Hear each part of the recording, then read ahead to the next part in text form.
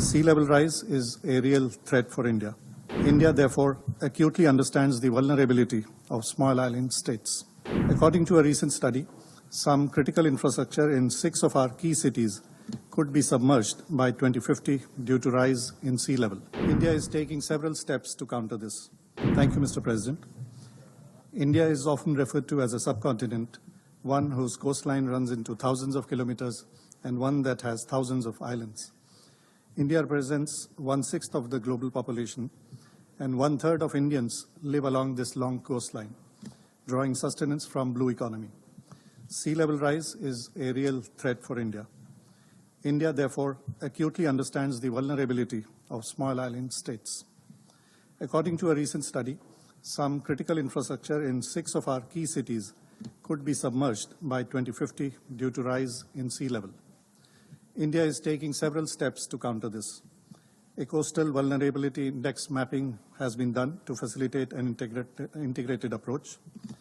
A mangrove initiative for shoreline habitats and tangible incomes has been launched. We are examining traditional coastal zone management strategies to mitigate risk. India has also developed early warning systems with real-time information on major disasters like floods and cyclones. India has shared our experiences and provided support to partners, particularly in our neighborhood. One such initiative is in support of UN Early Warning for All initiative. We are working with partners in the Global South through initiatives such as the Coalition for Disaster Resilient Infrastructure, CDRI, which we helped launched in 2019. CDRI is a unique adaptation initiative, the Infrastructure for Resilient Island States, IRIS, that is co-owned, co-managed, and co-operated by SIDS. This program recently won the 2024 UN SIDS Partnerships Award.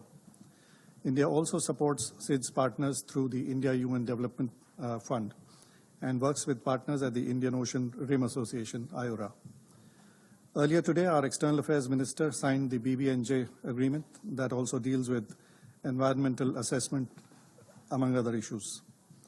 India has set ambitious mitigation targets and is on course to achieving them. For instance, 500 gigawatt of renewable energy capacity by 2030.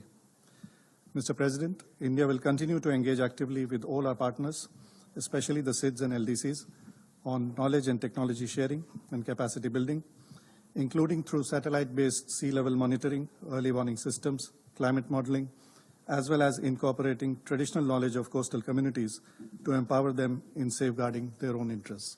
Thank you, Mr. President.